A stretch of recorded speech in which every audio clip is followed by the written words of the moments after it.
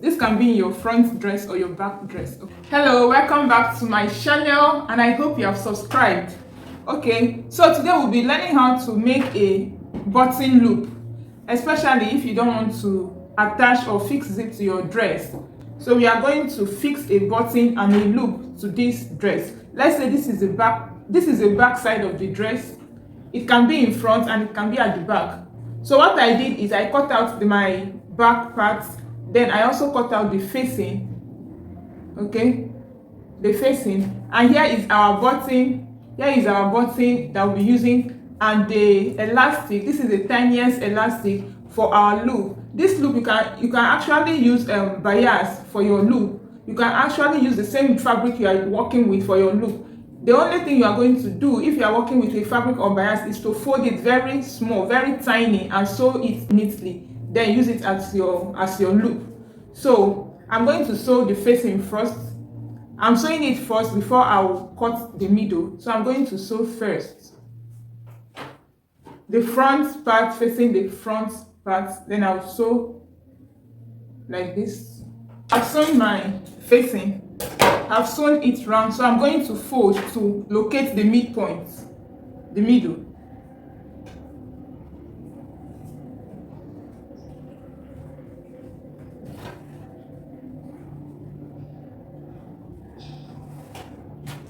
And I'm working with a length of, that is where I want the opening to stop. Let's make use of 4.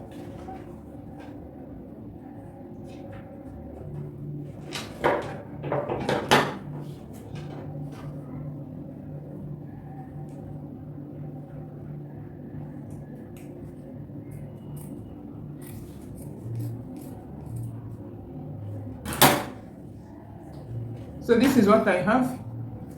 You want your loop to be this side or this way, depending on where you want your loop to be. Let's say I want to fix my loop this way. Before sewing down my facing, before sewing it down, I have to attach my loop in between the facing and the main fabric. So what I'm going to do, I fold my loop this way. I folded it this way. Since it's an elastic, you don't need to be too long because it will still fit into a button. Then I'll have to attach it like this from here, in between the facing and the fabric, and it will stop here. Do you see what I just did? Here is the loop. Before sewing down, use your pin to hold it in place, so when sewing it will not shift.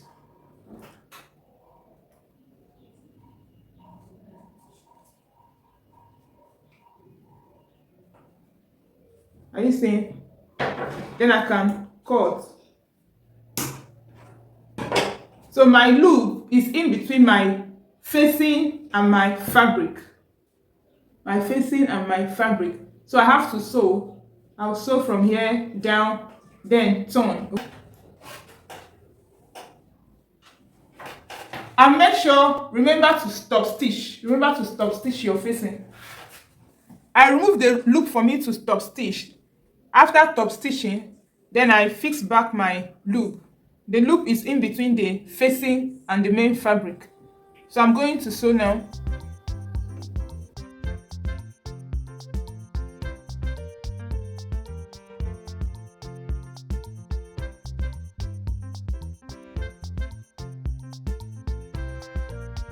When you get close to the line, you pause, then lift it up.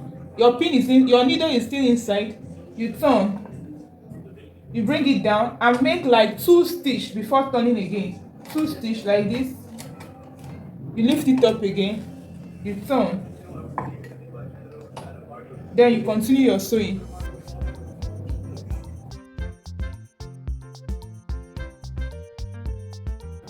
My loop is still inside, in between. So this is what I have. Trim out the excess.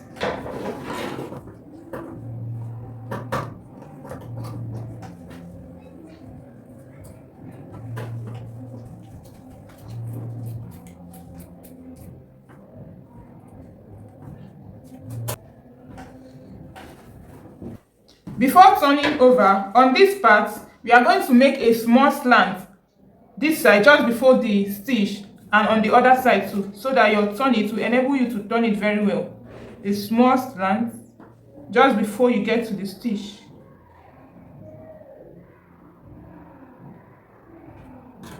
Okay, then we turn.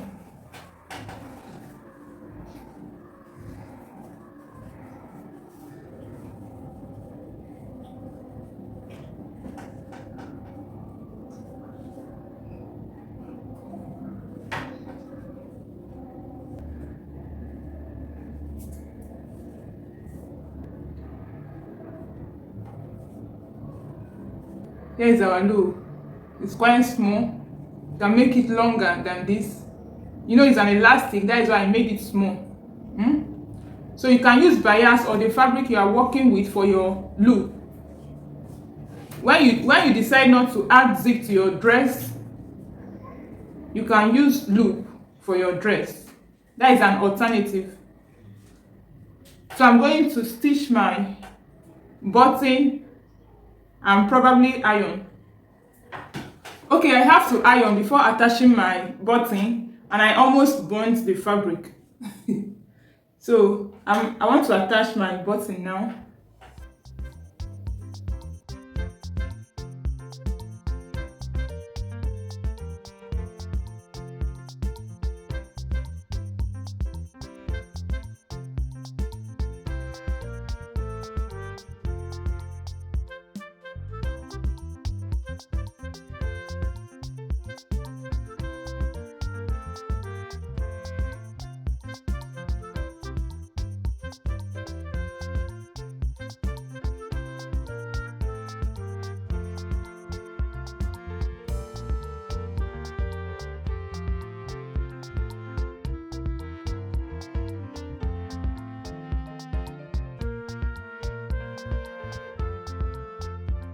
Here is what we have. Our button and our button loop is ready.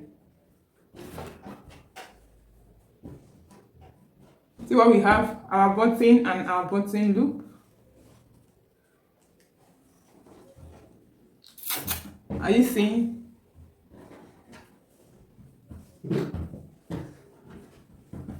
So what do you think? This is an alternative if you don't want to fix a zip to your dress. This is an alternative to use. Here is the back and here is the front. This can be in your front dress or your back dress. Please make sure you subscribe to my channel and share. Thank you.